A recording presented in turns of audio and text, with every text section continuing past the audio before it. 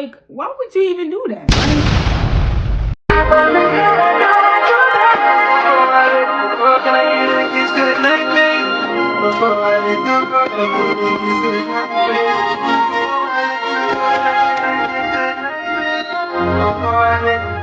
Hey guys, so today we're doing something a little bit different. Don't mind the glare on my glasses. I'm probably gonna take them. Let's take them off. Don't mind a little chop. But today we're gonna be doing something a little different, which is I'm going to be reading stories that my followers on Instagram sent me, and we're gonna be reacting to them. And I'm putting my glasses back on for that part because I have to read. So yeah.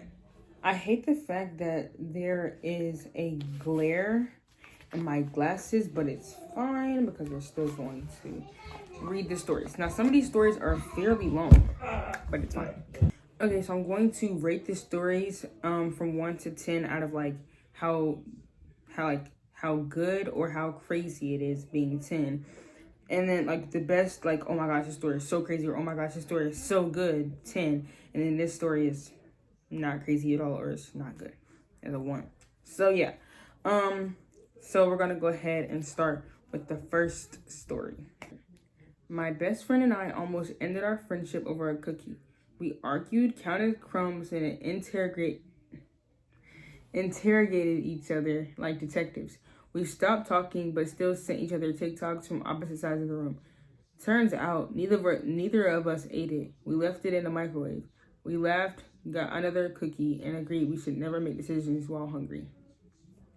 So that story is not actually that crazy, but it is kind of funny because why are y'all arguing over a cookie anyway? Like, what the heck? But I would definitely put that at a 4 out of 10. And don't think that I'm saying like your story's bad. Like, let's put it at a 4 out of 10 because it's not that crazy. And don't mind my missing note. I'm getting my notes redone on Monday. Next. All right, this one is kind of long, so lock in. On my 17th birthday, my family was acting weird, whispering, crying, no decorations, no cake. I peeked through the kitchen window before going inside, and I saw my aunt crying while my mom said she can't find out today. Find out what? I texted my cousin, and he replied, wait, they didn't tell you about your dad? My dad travels for work. That's what I've been told my whole life. So I walk inside and finally say, okay, what's going on? And my grandma goes, it's time. Turns out my dad doesn't travel for work. He's been in witness protection. Apparently, my little sister came in here, but apparently years ago, he testified against someone dangerous and the government relocated him. The short calls supervised, the random visits monitored, and they never told me for my safety. On my birthday, right, when they finish explaining, there's a knock at the door. 2 men in suits. They say, we need to speak with her because someone connected to the case was just released. So instead of cake and candles, I got a government safety briefing. Okay. Not gonna lie. That story is kind of crazy. And not only that, but on your birthday, bro, like that's actually kind of like messed up. I feel bad. But, I would rate that story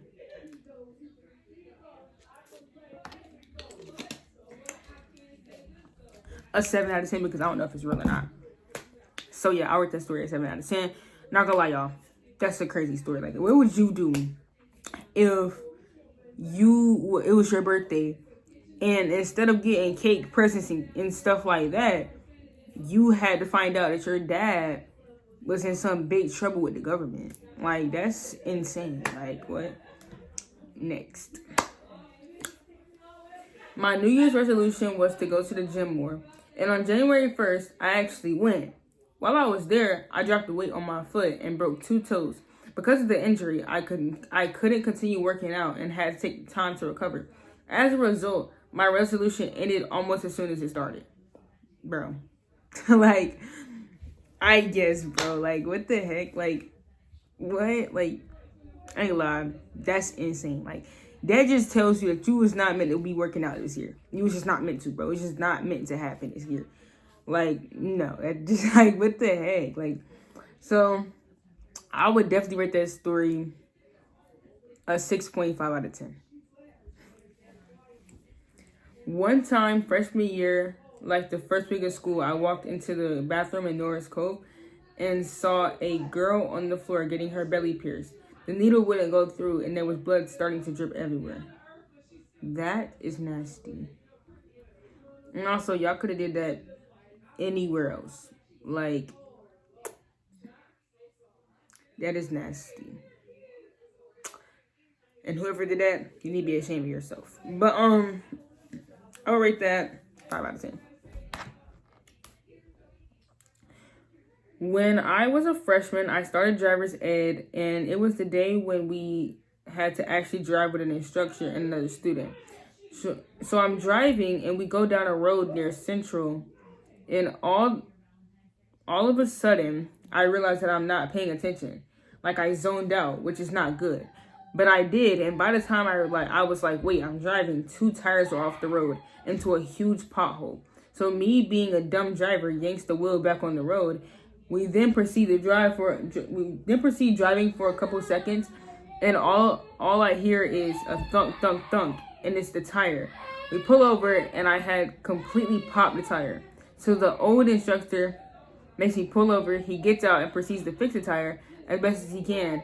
And I turn to the girl behind me, like, did I really just do that? The instructor makes me drive the car to a dealership to tell them what happened, and then to the lot to get an entirely different car. Safe to say, I'm scared of potholes from now on, and this was my literal first time driving ever. Not okay, bro. For your first ever experience of driving, and you do that with your driver instructor? Hello? Like, what the heck? When I drove my driver instructor for the first time, I was so locked in because I was so scared of, like, messing up. Like, and don't mind the fact, I guess I do have 2 different drinks. But I'll be so scared. Like, how did you even manage to zone out? Like, what the heck? Like, I'm trying to, like, look down, because if I look down, the glare doesn't happen. But if I do this, you can't see my eyes. But how do you even manage to do something like that? Like, what were you thinking about? Like, how do you manage to zone out? Like, I just don't, that doesn't, like, I don't get it. Like, anyway, next, let me rate it. I rate that a freaking 8.5 out of 10, because that is insane. Like, how do you end up zoning out? And he took you to the dealership? He said, this is not gonna be on my hands, period. So this is actually, the next story is actually a testimony. So I want y'all to, like, lock in, because it is kind of long. I want y'all to lock in and actually receive this message. It's actually, like, one of my boyfriend's friends. So lock in so y'all can receive this message, because this is actually a testimony of his own, not like a crazy story.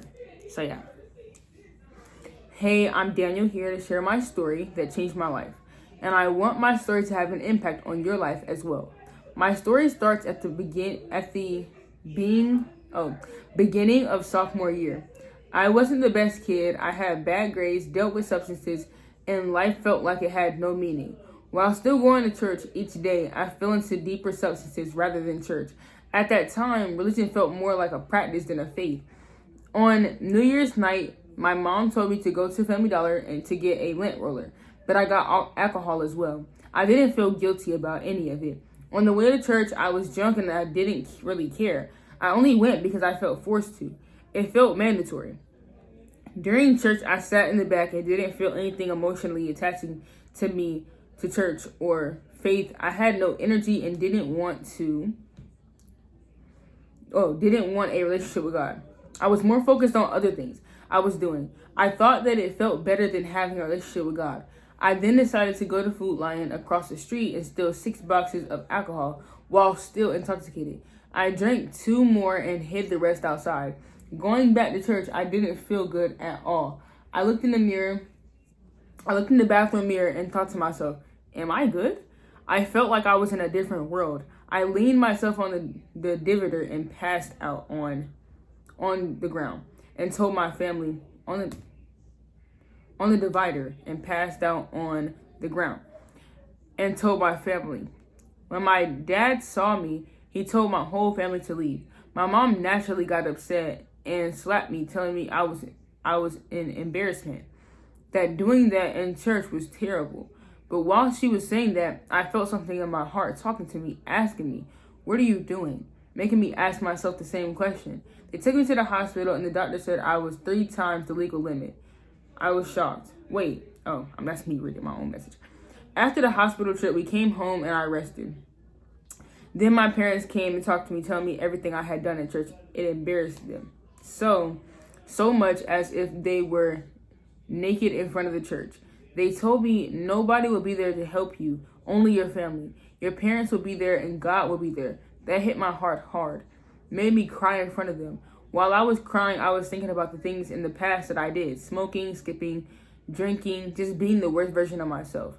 God was right by my side no matter what. He didn't stop me in that moment. I would have just gotten worse. No, if he didn't stop me in that moment, I would have just gotten worse over time. I want this story to inspire you to change your ways and follow God. My story shows me that God is by your side no matter what. And before you hit rock bottom, there's always the choice to follow him, because once you pass away, you can't take back what you chose. You can never be the best and you can never be the worst. I'm still trying to find God, but this year I have a better relationship with him and I'm feeling genuine love for him. Thank you for your time. God bless you. And that is an amazing testimony. And I told him this that day, but I want to say it on video. I am so proud of him for giving this testimony, for doing these things and helping himself, bettering himself and strengthening his relationship with God, because that is just amazing. I just feel like that this is so important because a lot of people do suffer with substances and things like that, and it's because they're not on track with God. And I feel like if you get on track with God, you'll be so much better off. You will be so much healthier, so much happier, and etc. And so, yes. And I just really appreciate him for sharing the testimony. And I really do hope that if you're watching, that this testimony helped you. And yeah. Next story. Alright. This story is about this girl and her abusive boyfriend, and actually, her abusive boyfriend actually wants her back. And I know the person who did this story, so she's like talking to me in the first part, so just want to throw it out there. Honestly, talking about Aiden still messes with me sometimes. I loved him more than I should have, and he took advantage of that. He cheated on me 5 times, and every time it broke me a little more, but I stayed. I kept telling myself it would be the last time, that he meant it when he said he was sorry. I wanted to believe him so bad, and then there was the hitting. He never called it abuse. He called them love taps. He'd laugh, tell me I was overreacting, say he'd never actually hurt me, and I believed him. Or maybe I just wanted to. Looking back, I hate that version of myself, but I always understand her. She just wanted to be loved. I felt trapped, like no matter what he did, somehow it was my fault or my job to fix it. I was constantly anxious, constantly questioning myself, constantly trying to be enough so he wouldn't hurt me or cheat again. It was exhausting. I lost myself without even realizing it. One day, I just couldn't do it anymore. I didn't feel angry, I just felt empty. That's when I knew it was over. I walked away and it was terrifying, but it was also the first time I chose myself. A couple months later, his best friend started talking to me. At first, it felt weird, almost wrong, but he treated me so differently. He was gentle. He listened. We ended up being together for 2 years, and even though that relationship ended, it helped me heal parts of myself I didn't even know were broken. Now, Aiden still tries to come back. He texts me, pops up out of nowhere, tries to stir things up like he can still hurt me, but he can't. I don't let him. I don't take him seriously anymore. I don't give him my heart or my tears at this point. He's just a reminder of what I survived. And yeah, sometimes I keep him around for entertainment, but the difference is now I'm the one in control, and he hates that. That is it. This story right here, I know that a lot of girls deal with this stuff. Like a lot of girls. And you know what, even boys too. I'm not even gonna like put like, you know what I'm saying, skip y'all. But I'm gonna say this. I know a lot of girls and boys deal with like relationship stuff like this, and I just want to say, if that person hurts you, if they hit you once, they will do it again, and they will not care. So you might as well leave as soon as that happens. And I just feel like she did amazing by walking away and not letting him take control of her. You know, like I'm really proud of her for that. And when she sent me this story, I didn't read it yet because it was so long. But I am going to text her once I finish this video, and I'm going to tell her that I am so proud of her because that is amazing. Next story. I put up to this small... Oh, I forgot to rate that story. I rate that a 10 out of 10. Y'all need to listen up to that. Y'all people in relationships, y'all need to listen to that story. But next story. I put up to this small kickback my friend invited me to. Nothing crazy. Just a few people. But the vibe was weird. Because nobody was really talking, just on their phones. After like 10 minutes, my friend goes, yo, come outside. I got to show you something in the car. So I follow him. And as soon as we hit the driveway, 2 dudes come from the side of the house, like, run your pockets. I thought it was a joke till one of them kept his hand in his hoodie like he had something. I looked at my friend like, bro, what is this? And he wouldn't even look at me. Just said, just give them your stuff. It's not that deep. That's when it hit me. I was set up. Because they already knew I had just got paid. They took my phone, my wallet, even my shoes. And before I left, my own friend goes, don't tell nobody. It'll just make it worse. The next day, he's blowing up my messages, acting normal, like, you good, and talking about hopping on the game later, like nothing even happened. Yeah, no. Like, no. He would have been, first of all, wait, hold up. How do you get your phone back? Because you just said they took your phone. Hold on. This story don't make no sense. Because how you get your phone back? Now I have questions. Because how did you get your phone back? You just got robbed. How did you get your phone? You said they took your phone. So how did you get your phone back? And you just got robbed. I don't get it. And it's not letting me click on the damn thing photo.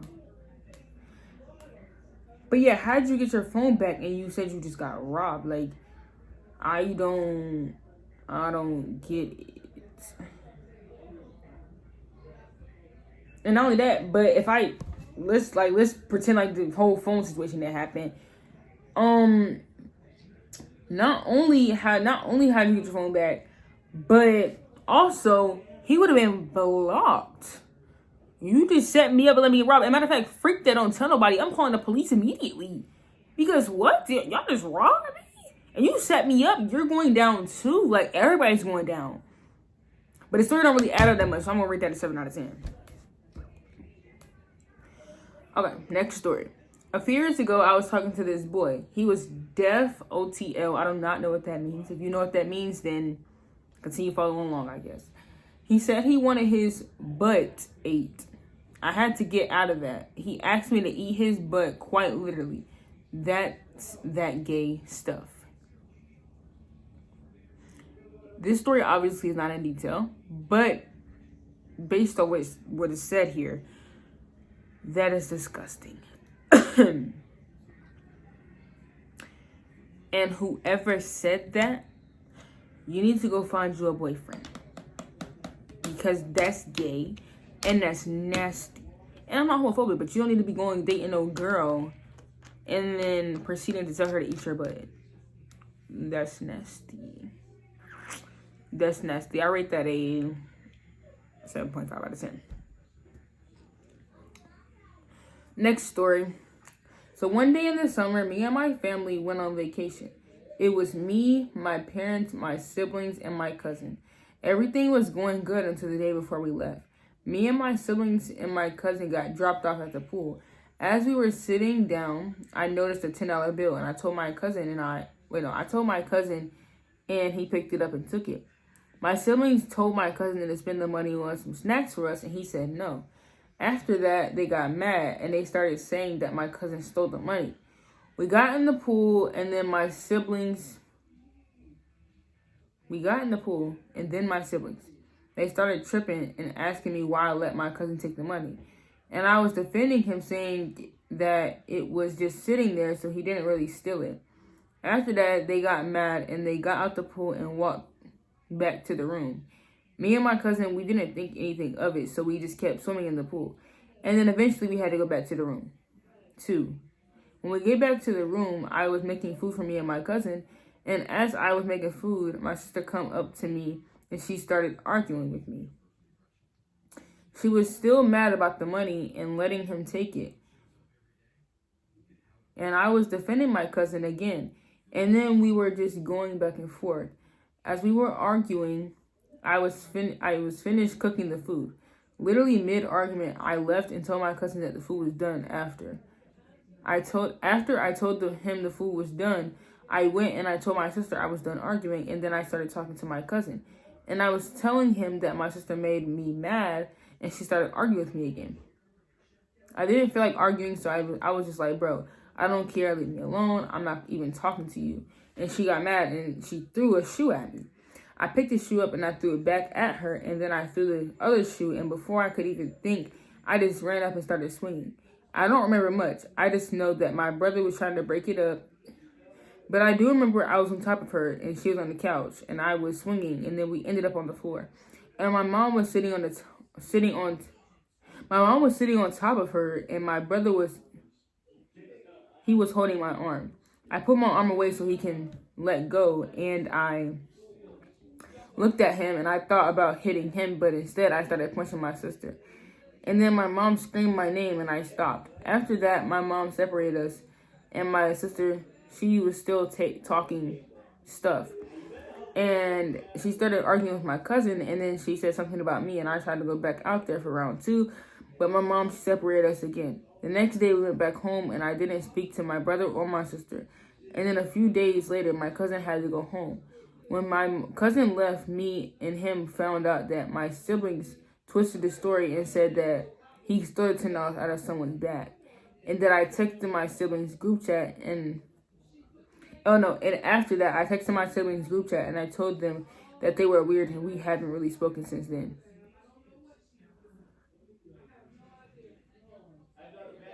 Wait, so y'all haven't really spoken since then? That's your brother and your sister. And it was over some $10. No, over some snacks actually. Because they was actually mad that y'all didn't get them he didn't buy them no snacks for the $10. So it was over some snacks, like, and now your whole relationship with them is just off, like you haven't talked to them, like, that's weird. Not only that, but that's crazy, bro. That's crazy. So I'll put that at a 8.5. This is long. Okay. Y'all bear with me, bro. These stories are long and I'm getting tired. When I lived in a group home, I was in a room with a girl named Royalty. A lot of people in this group home were in there for behavioral reasons. I can't speak, please. Although we were very different people, we got along okay. Often people would get lonely and start dating each other. Great idea, right? Date a bunch of other crazy people in this house. All females, by the way. So this inevitably led to a bunch of drama and fights.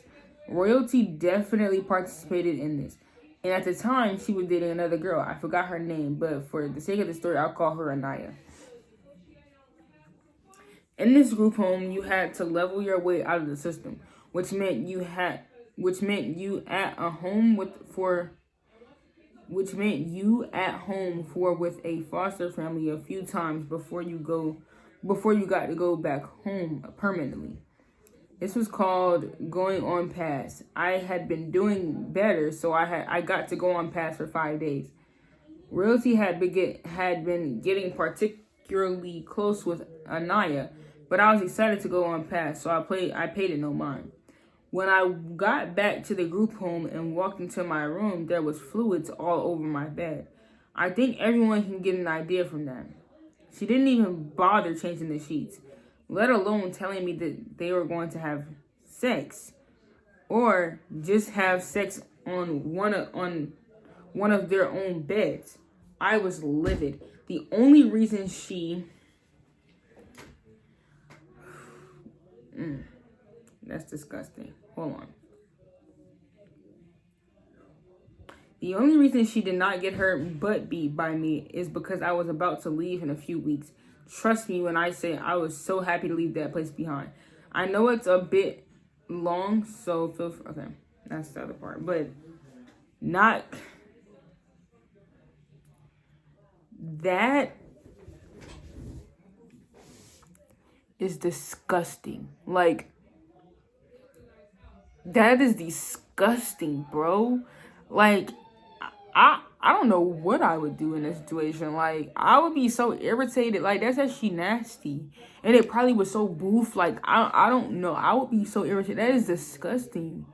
Like, that's not... and for y'all to sit up there and do that to that girl bed, whoever that was, royalty, and the girl, whoever you crack, bro, in that group home, bro, you should be ashamed of yourself. You ever see this video?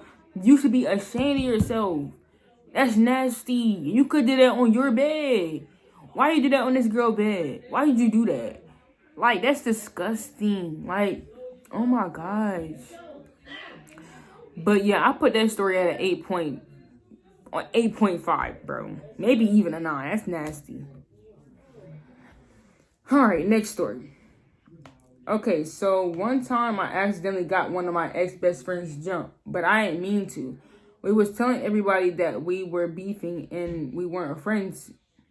Some of my older friends thought we was serious and they rode the bus with us. So when we got off the bus, I know our neighborhood. They followed her by her house and jumped her. We ain't been friends since though, and we ended up fighting later in the year.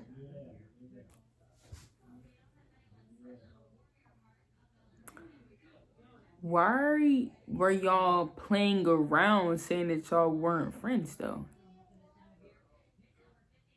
Like, why was that a joke? Like what was funny about that though?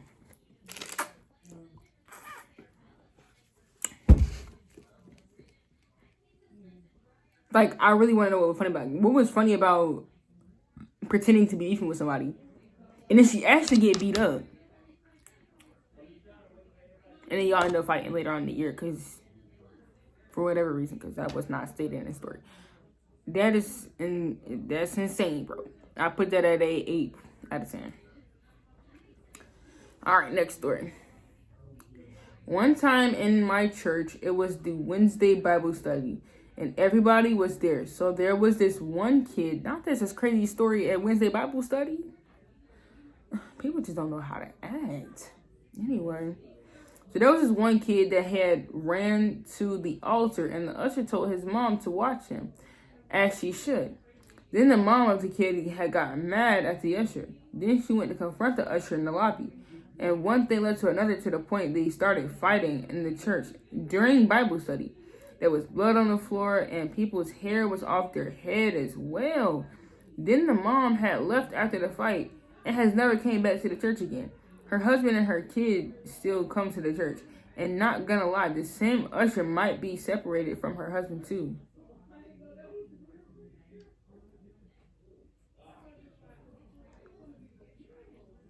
Blood on the floor.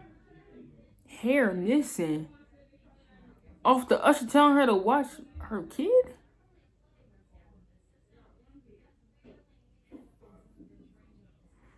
At Bible study? Like, what are y'all doing? Like, what? At the place of the Lord?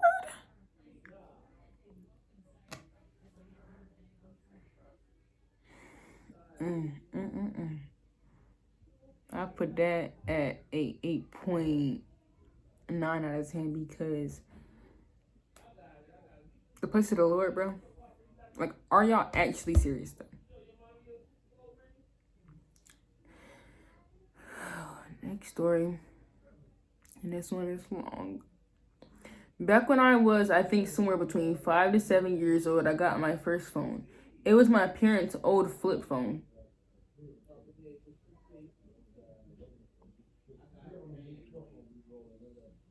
Why? Which, you know what? I'm gonna keep my comments to myself. Now, it had no cell service, just an emergency call. What was the purpose of him having the phone if you can't even use it? You can't do nothing on it. You can't even call. It had no cell service. All you can do is call 911. It makes no sense for a 5 to 7-year-old to call 911. Whatever. I'm gonna keep reading the story.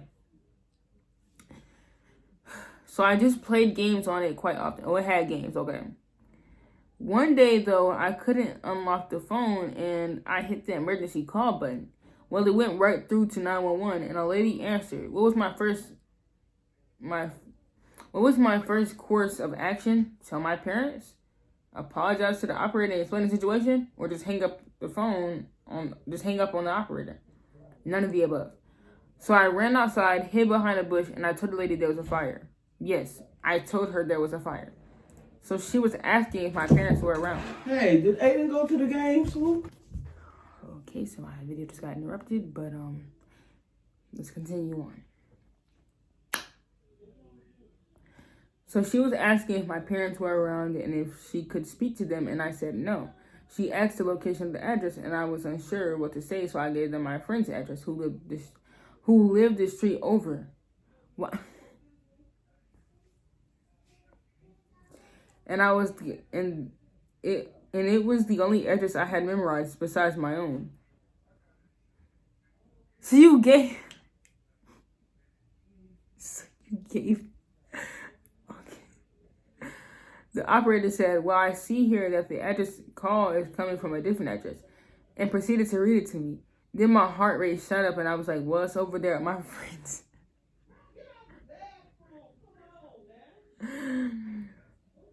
At my friend's house. And then she started asking, "Are you sure? Can I speak to your parents?" And at that point, I finally hung up the phone. Then I went back in the house like nothing happened, hoping they wouldn't show up. Not long later, their truck was in front of my house across the street. My parents thought they were headed to our neighbor's house. I watched them through the window. Let me tell you, when they started walking down my driveway, I cut loose to my room to hide. Not too long after, I got called out there because 2 of them were in the living room, explaining how a little kid from this location called them and said there was a fire. While the others were inspecting the backyard and the kitchen, they told my parents there could be a fine, but they failed to find the phone or any proof that I or anyone here did it. So after the inspection, my parents apologized and they left.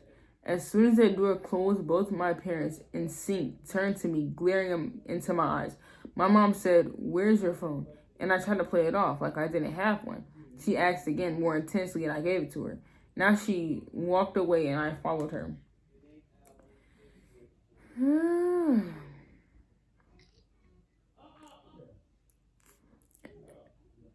And she tossed it in the trash.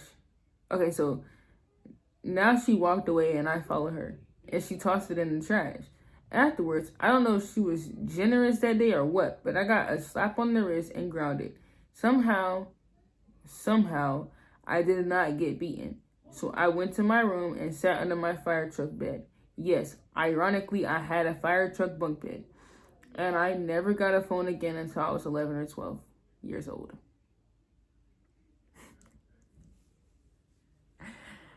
Bro, what the heck, bro? Like, you was finna get your parents fined for this. And then not only that, but you shouldn't send the fire department to your friend's house. Like, why would you even do that? Like, okay, y'all, so that is all the stories that I was sent. A few of them are extremely long, and also not only that, but I forgot to get a few from a few people because this video was supposed to be posted like 3 days ago. But y'all, I've had such like rough nights. I was not able to get on camera. I actually had a rough day today, but I was like, you know what? I have to put this video out because I'm getting my MRI tomorrow, and I'm like, I don't want to postpone it anymore. But if you guys want a part 2, on me reading and reacting to stories, comment it in the comments, and I will make sure to make that happen. But if you want a Q&A for my next video, comment that and comment questions that you are wondering, and I'll also make that happen. So yeah, thank you guys for watching. Hope you guys have an amazing day tomorrow, and bye.